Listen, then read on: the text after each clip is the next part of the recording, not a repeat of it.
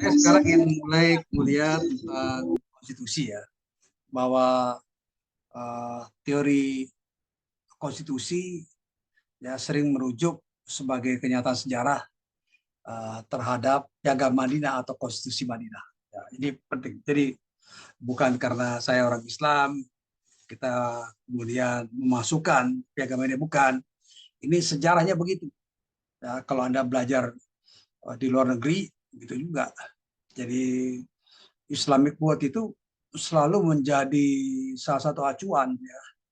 Salah satu, bukan karena saya Islam, bukan itu. Jadi sekali lagi tegasnya begitu ya. Ini untuk ilmu pengetahuan ya. Jadi Konstitusi Madinah itu adalah suatu realitas sosial, satu realitas politik yang merupakan dokumen ya, yang berisi perjanjian di antara kelompok-kelompok sosial di Madinah pada saat zaman Nabi Muhammad, abad keberapa atau abad ke-6 atau berapa, menjadi satu umat dan mengakui hak mereka demi kepentingan bersama. Jadi suatu contoh teladan dalam sejarah kemanusiaan dalam membangun masyarakat yang bercorak majemuk. Jadi pada saat itu banyak tuh kelompok-kelompok. Ada kelompok Yahudi, ada kelompok Kristen, ya ada kelompok macam-macam. Tapi disatukan. Oleh karena itu, kalau Anda nanti ikut di Pasca Sarjana ya, ada teori hukum mengatakan satu kebajikan umum. Jadi konteksnya adalah kontrak sosial untuk kebajikan umum. Misalnya sama juga kayak bentuk negara Republik Indonesia. Kenapa ada Undang-Undang Dasar 45? Kenapa ada Pancasila sebagai dasar negara, falsafah negara? Karena itu kewajiban bersama, kesepakatan bersama. Mulai dari sana. Untuk apa kesepakatan dibuat? Pertama, agar kita bersatu menjadi perekat, jadi suatu bangsa ya. Kemudian menjadi tujuan bersama untuk kebahagiaan bersama. Jadi sama juga Konstitusi Madinah. Jadi ada semacam kata struktur sosial yang dibangun. Jadi bukan sekedar piagam-piagam gitu, tapi struktur sosial. Kalau bahasanya Rousseau ini politik general, kehendak umum. Ya, atau misalnya menurut lagi pendapat, namanya kontrak sosial. Ini kontrak sosial. Ya, ide-ide dan penetapan Piagam Madinah tetap punya relevansi dengan perkembangan masyarakat internasional. Jadi suatu contoh. Jadi kalau kita makanya, tapi juga harus rasional ya, bahwa Konstitusi Madinah lahir di satu abad di mana konteksnya berbeda dengan situasi sekarang. Tapi jiwanya, ya jiwanya kalau misalnya bahasa Jerman, Volksgeist-nya itu, jiwa rakyat itu ada di sini. Ya, puluhan tahun kemudian lahir Konstitusi Madinah. Basicnya ya, menjadi acuan. Jadi kalau terutama studi-studi Islamika ya, misalnya Anda pergi ke Montreal, ya, studi, nah ini ada studi.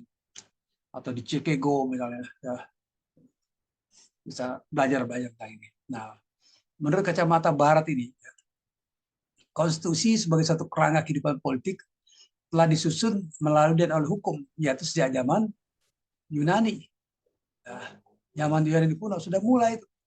Konstitusi, perikatan bersama-sama, ya. Dan menurut catatan sejarah, Athena pernah punya tidak kurang dari 11 konstitusi. Tentunya tidak sekompleks.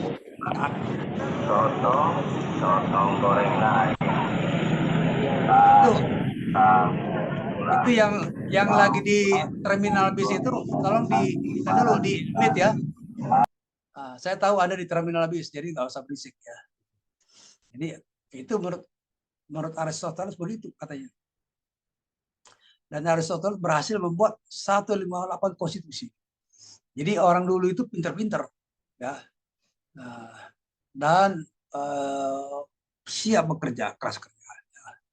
Kalau kita ini kalau terbanyak bekerja, kepalanya sudah mulai botak kepalanya ya, kurang rambut, kecuali sengaja digundul ya. Nah, pemahaman awal tentang konstitusi pada masa Yunani hanyalah satu kumpulan dari peraturan serta adat kebiasaan semata-mata. Kemudian pada masa Kaisar Roma, pengertian konstitusi ini memperoleh taman arti sebagai satu kumpulan ketentuan serta peraturan yang dibuat oleh para kaisar atau para preator. Termasuk dalamnya pernyataan-pernyataan pendapat dari para ahli hukum, negarawan, serta adat kebiasaan setempat. Di samping undang-undang, konstitusi Roma punya pengaruh cukup besar sampai abad pertengahan. Jadi lama itu konstitusi sebagai basic law ya. Jadi kalau konsep misalnya konsep kekuasaan tertinggi, ultimate power dari Kaisar Romawi telah menjadi bentuk Leta Jenderal di Prancis ya. Bahkan kegaduhan Romawi atau Orde Identitas telah memberikan signifikan tumbuhnya paham demokrasi perwakilan dan nasionalisme. Jadi Ordo et Unitas ya, hukum dan persatuan, demokrasi perwakilan. Nah, pada abad pertengahan, cara konstitusionalisme bergeser ke arah feudalisme. Jadi udah dibangun di bagus-bagus di era Madinah, kemudian masuk Yunani, bagus bergeser ke arah feudalisme, ya, terutama di zaman-zaman Eropa, ya. Dan karena apa? Karena faktor tuan tanah, ya, faktor tuan tanah di keyakinan setiap orang harus mengabdi pada satu tuan. Di Indonesia agak bagus sedikit, ya, dibandingkan situasi sosial di Filipina. Filipina itu tuan tanah banyak sekali. Dan tuan tanah punya pasukan sendiri, pegang senjata. Bahkan kalau Anda pergi ke Manila, di depan toko emas itu ada orang pegang bedil, senjata otomatis, supaya nggak dirampok. Ya. Jadi situasi sosial seperti itu. Nah, di Eropa kontinental ya pada saat itu, pihak raja yang memperoleh kemenangan yang ditandai dengan semakin kokohnya absolutisme. Ya, khususnya di Perancis, Rusia, Prusia, dan Austria. Abad. Kalau saya sebut Prusia ini adalah Rusia lama, Jerman lama. Ya, gabungan antara Jerman, Hongaria, ya, kemudian Austria. Ya, itu. Jadi, kemudian Perancis, ya, Perancis ada Raja Louis ke-14, feudalisme.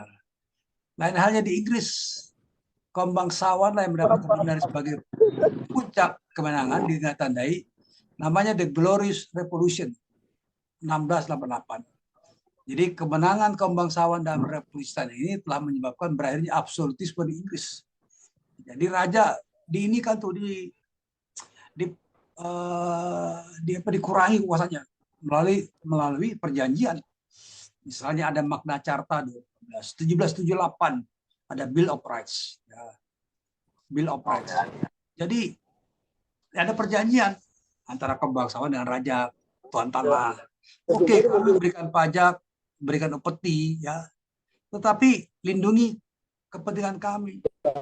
Jadi ada semacam kayak barter, bahwa pajak itu dibarter dengan perlindungan. Nah, izin apa? jadi CL di sana.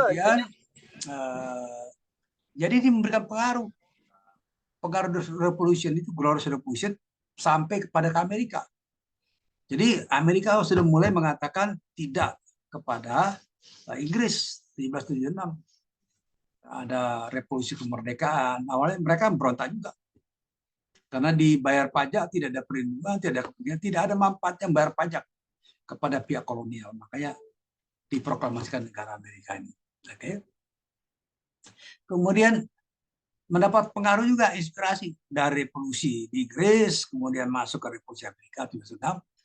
Meledak juga 1789 revolusi di Prancis. Ya, jadi kemudian kekuasaan absolut Raja Prancis itu, Kaisar Prancis, dihilangkan, kemudian diganti, ya, dengan satu konstitusi, ya, 1791. Ya, dan ini sebagian. Jadi kalau kita lihat jalannya para pemikir ini, misalnya Rousseau misalnya, memberikan pengaruh terhadap perkembangan sejarah bangsa-bangsa, terutama di Prancis. Nah, misalnya dibilang bahwa suatu kumpulan masyarakat itu harus ada kontrak sosial. Nggak bisa enggak. Konstitusi itu adalah suatu bentuk kontrak sosial, ya, di mana diatur bagian kekuasaan, siapa yang memerintah, bagaimana cara perolehannya, kemudian hubungan perlindungan kekuasaan rakyat bagaimana, ya. Dan kemudian kalau menurut Rousseau itu, ya, manusia itu lahir bebas dan sederajat dalam hak. Jadi sejak dia, bahkan manusia itu sejak di dalam kandungan sudah punya hak hidup, ya, nggak bisa Anda matikan. Nah, itulah yang disebut aborsi. Itu bertentangan dengan kehendak alam, ya, manusia. Jadi kalau menurut dia, hukum merupakan ekspresi dari kehendak umum atau voluntas general. Jadi dia ini pernyataannya dari Rousseau ini sangat menjawab namanya Declaration the Droit de l'Homme et du Citoyen. Jadi yang deklarasi inilah yang melahirkan pembentukan Perancis 91, kemudian juga menyangkut hak asasi manusia. Nah, kita lihat perkembangan konstitusi, misalnya konstitusi di Amerika, ya, adalah satu bentuk konstitusi tertulis, ya, konstitusi tertulis, kodifikasi konstitusi. Ya, kalau Madinah itu piagam yang sederhana saja, konstitusi Madinah. Tapi kalau ini ya, lebih kompleks, lebih komprehensif, ya, karena disusun oleh para negarawan. Ya. Kemudian lahirlah konstitusi Spanyol. Mulai itu namanya raja yang dikuasai, ya, dibatasi kuasanya dalam bentuk negara, bentuk parlemen. Ya.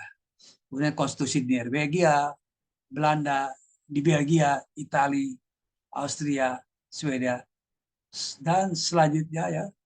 Jadi pada abad 19, tinggal Inggris, Hongaria, dan Rusia yang belum punya konstitusi secara tertulis. Ya. Tapi perlu diingat bahwa konstitusi itu belum menjadi dasar hukum yang penting. Ini perkembangan di awal. Konstitusi sebagai undang-undang dasar dan hukum dasar yang punya arti penting atau sering disebut sebagai konstitusi modern baru muncul bersama dengan semakin berkembangnya sistem demokrasi perwakilan konsep nasionalisme. Jadi demokrasi perwakilan artinya raja itu dibatasi kuasanya dengan ajas demokrasi. Demokrasi perwakilan muncul sebagai pemenuhan kebutuhan rakyat akan kehadiran lembaga legislatif. Lembaga ini diharapkan dapat membuat undang-undang untuk mengurangi serta membatasi dominasi hak raja.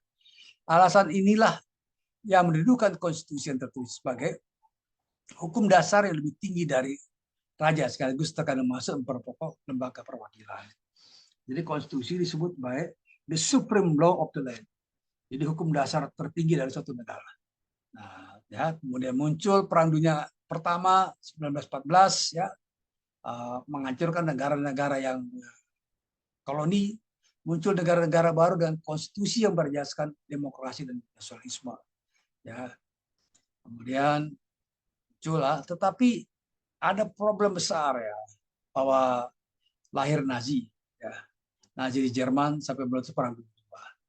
Nazi ini punya konstitusi juga, Jerman punya konstitusi, tapi konstitusinya hanya nominal, apa yang tertulis saja. Ya, tidak dalam konteks praktek. Nah, setelah Perang Dunia Kedua baru muncul negara-negara nasional, negara-negara baru lepas penjajahan di Afrika, di Asia, Amerika Latin, ya, disebut kemudian lahirlah ide-ide apa disebut sebagai welfare state, negara kesejahteraan. Ya. Dan kemudian muncul juga konstitusi modern seperti dia katakan oleh Seb Strong, mengatakan konstitusi modern adalah to secure social peace and progress, safeguard individual rights, and promote national well-being. Ya, seperti itu. Nah, kalau kita lihat konstitusi itu, ya, pengertian dasarnya berasal dari bahasa Prancis, ya, constituer, ya, kemudian ada misalnya di Belanda grondwet, terjemahkan dalam bahasa Inggris grond, tanah. Kemudian di Inggris di Latin. Jadi banyak istilah-istilah yang sebagai pengertian dari konstitusi, ya. Kemudian ada juga pendapat, ya, misalnya dari Van Apeldoorn, dia punya pendapat yang membedakan antara constitution dengan grondwet atau undang dasar. Ya. Apeldoorn membedakan secara jelas di antara keduanya. Kalau grondwet atau undang dasar adalah bagian tertulis dari konstitusi. Sedangkan constitution atau konstitusi memuat baik peraturan tertulis maupun tidak tertulis. Ya, ini pendapat yang lain, ya, misalnya dari Profesor Sri Sumantri yang katakan sebagian besar ini masuk dalam praktek ketatanegaraan termasuk Indonesia.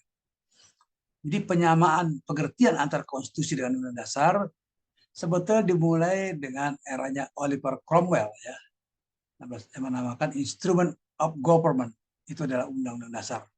Yaitu undang dasar dibuat sebagai pegangan untuk pemerintah, dan di sini timbul identifikasi dari pengertian konstitusi dan undang dasar. Ada pendapat lain dari tokoh dari ahli hukum, misalnya Wade mengatakan Undang-Undang Dasar adalah naskah yang memaparkan rangka dan tugas pokok dari badan pemerintahan suatu negara dan menentukan pokok-pokok cara kerja badan-badan tersebut. Ya, seperti itu ya pendapat dari Wade.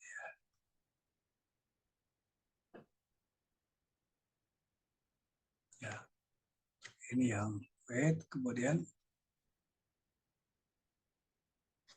oke. Nah, ada dari pendapat juga dari Herman Heller. Herman Heller adalah satu pemikir ya dalam bidang konstitusi yang dikatakan ya ada 3 pengertian konstitusi. Pertama, konstitusi adalah mencerminkan kehidupan politik di dalam masyarakat sebagai satu kenyataan. Jadi mengandung pengertian politis dan sosiologis. Jadi real ya, kenyataan, bukan di awang-awang. Konstitusi merupakan suatu kaidah yang hidup dalam masyarakat. Jadi mengandung pengertian yuridis, kata aturan. Kemudian konstitusi yang ditulis dalam satu naskah sebagai undang-undang tertinggi berlaku dalam satu negara. Jadi kadang-kadang konstitusi ditulis dalam satu undang-undang. Nah, dari pendapat Herman Heller dapat disimpulkan bahwa jika pengertian konstitusi harus dihubungkan dengan pengertian konstitusi, maka artinya Undang-Undang Dasar baru merupakan sebagian dari pengertian konstitusi. Ya, konstitusi, yaitu konstitusi tertulis saja. Di samping itu konstitusi tidak hanya bersifat yuridis semata, tapi mengandung pengertian logis dan politik. Ya. Ini pendapat yang lebih konkret dari Lassalle mengatakan pengertian sosiologis atau politik ya. Sosiologis, politis begriff, konstitusi adalah sintesa faktor-faktor kekuatan nyata dalam masyarakat. Jadi konstitusi menggambarkan hubungan antara kekuasaan-kekuasaan terdapat dengan nyata dalam satu negara. Kekuasaan tersebut diantaranya raja, parlemen, pressure group, partai politik, dan sebagainya. Sedangkan pengertian yuridis, konstitusi adalah satu naskah yang memuat semua bangunan negara dan sendi-sendi pemerintahan. Ya. Dari pengertian sosiologi dan politik, ternyata Lassalle menganut paham bahwa konstitusi sesungguhnya mengandung pengertian yang lebih luas dari sekedar undang-undang dasar. Jadi konstitusi itu misalnya mencakup aturan dasar tertulis dan tidak tertulis, tapi undang-undang dasar hanya suatu bentuk kodifikasi dari aturan tertulis. Nah, ini yang pengaruhnya seperti itu ya, dikatakan. Oke. Ada juga pendapat dari Seth Strong ya, dan James Priest ya, mengatakan bahwa konstitusi adalah a frame of political society organized by truth and by law. That is to say, on which law has established permanent institution with recognized function and definite rights. Jadi jelas. Jadi bahwa konstitusi adalah satu perangkat sosial masyarakat politik ya diorganisasikan melalui hukum dan kemudian ada lembaga permanen yang diakui fungsinya dan memiliki hak-hak untuk menjalankan fungsinya. Oke, dari pengertian di atas dapat dirumuskan ya pengaturan mengenai pendirian lembaga-lembaga permanen. Ini dikatakan. Kemudian fungsi dari alat perlengkapan. Ketiga hak-hak yang telah ditentukan. Ya, ini yang kemudian menurut Strong lagi, Constitution is a collection of principles according to which the power of the government, the right of the governed, and the relation between the two are adjusted. Jadi ada kekuasaan pemerintahan dan hak yang diperintah. Kemudian hubungan antara pemerintah dan diperintah menyangkut dalam hak asasi manusia. Ini yang pendapat dari Strong ya. Banyak lagi pendapat ini dari American Constitution, ya, American Martin Shapiro misalnya mengatakan konstitusi Amerika itu mengatur 3 masalah pokok. Pertama, the framework or structure of government, the power of government, kemudian the exercise of this power by governmental official in order that certain individual rights can be preserved. Jadi konstitusi di Amerika itu mengandung 3 hal. Ya, pertama adalah struktur pemerintahan, kemudian kekuasaan pemerintahan, dan kemudian jaminan hak asasi manusia. Nah, ini yang pengertian-pengertian seperti ini. Oke. Nah, kemudian apa materi muatan konstitusi? Nah, menurut Dertang ini mengatakan ya, bahwa konstitusi adalah as a means of forming the state on political legal system. Constitution adalah national document as a birth certificate, bahkan as a sign of adulthood independence. Jadi menurut dia dokumen formal ya konstitusi itu yang berisi hasil perjuangan politik di suatu masa ya lampau, kemudian tingkat tertinggi perkembangan kenegaraan bangsa, kemudian pandangan tokoh-tokoh bangsa yang diwujudkan baik sekarang maupun akan datang, serta suatu keinginan dengan mana perkembangan kehidupan kenegaraan bangsa dan itu ya misalnya kita di hal yang keempat lah kira-kira itu bernegara.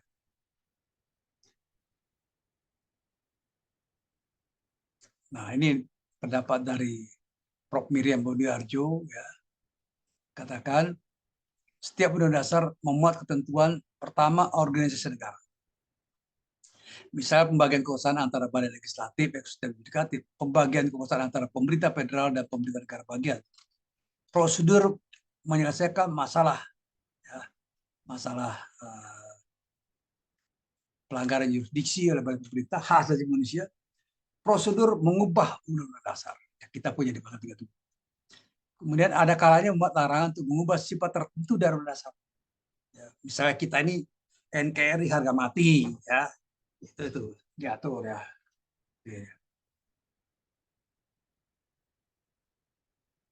Nah, kemudian kedudukan fungsi dan tujuan konstitusi.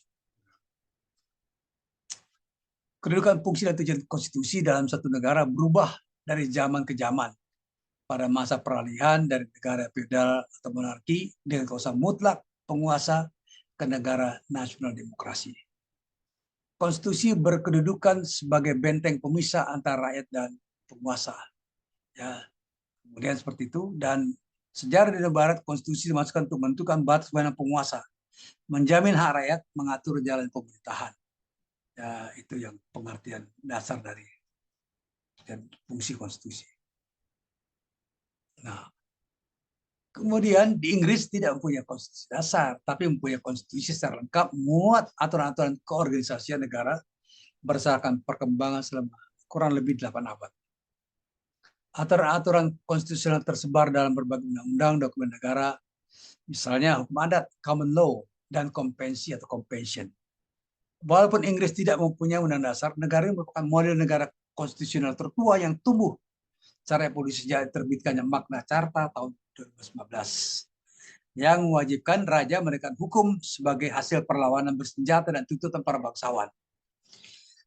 Karena itu, negara Inggris menjadi contoh bagi Montesquieu ketika dia mengajarkan teori pemisahan 3 kekuasaan pemerintahan atau trias politika yang kemudian dirumuskan dalam Undang-Undang Dasar Negara Amerika Serikat tahun 1787.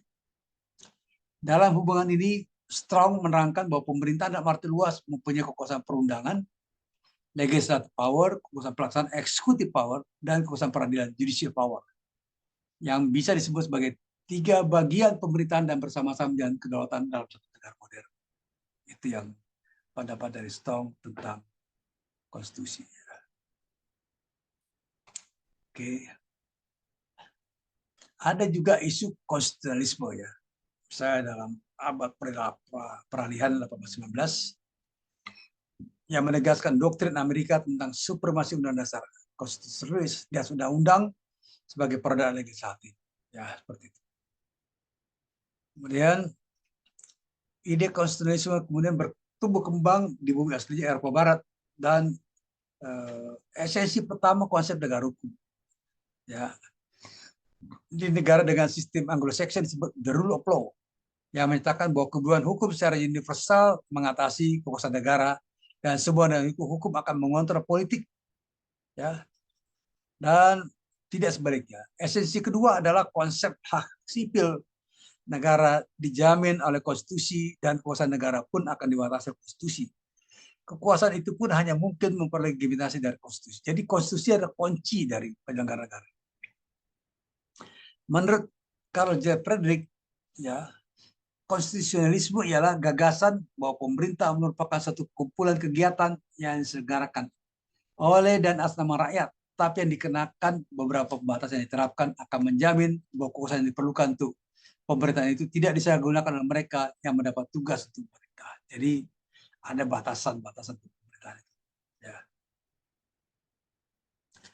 Oke, dan kemudian menurut Frederick ini, ya, ada dua konstitusi mempunyai fungsi yang khusus dan merupakan perwujudan atau manifestasi hukum yang tertinggi atau supremacy of law yang harus dihati bukan hanya rakyat tapi oleh pemerintah sekali. Jadi bukan hanya rakyat tapi pemerintah juga harus menaati konstitusi. Ya.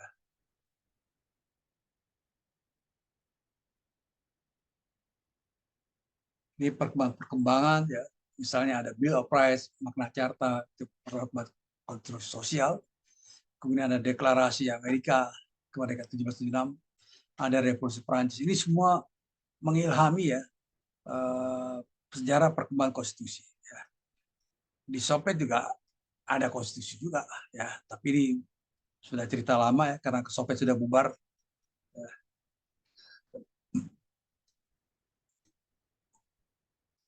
Tadi kita bicara tentang batasan kekuasaan. Pertama ada dua hal yang dibatasi. Ya, pertama adalah pembatasan kekuasaan meliputi isi kekuasaan. Jadi harus jelas kalau dia eksekutif di bidang apa, kekuasaan apa, legislatif apa, dan judicial power apa. Kemudian pembahasan kekuasaan yang berkenaan waktu di jalan kekuasaan. Ini namanya sekali lagi konsep kontrak sosial. Ya, seperti pemilu ya. Misalnya di Filipina itu menjalani kekuasaan 7 tahun. Dan 1 kali. Di Amerika 4 tahun. Kita 5 tahun. Ya, bisa 2 kali. Itu sudah dengan konstitusi.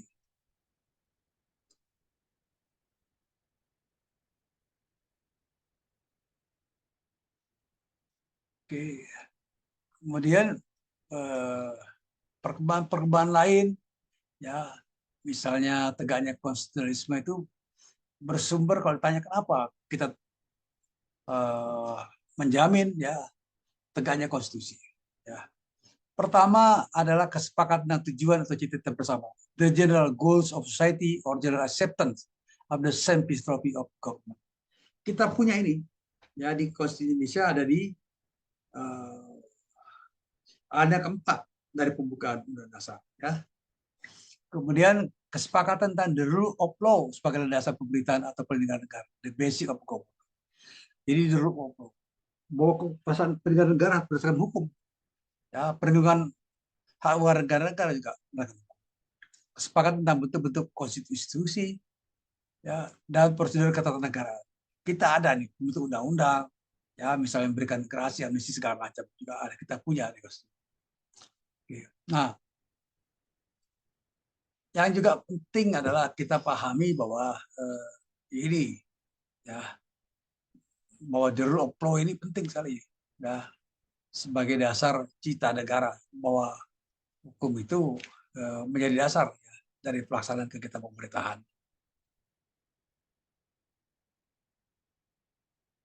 Kemudian kita bicara ketika bicara konstitusi adalah tentang supremasi konstitusi. Ya, memang tidak semua negara memberi kedudukan yang lebih tinggi kepada undang dasar daripada undang-undang formal. Ya.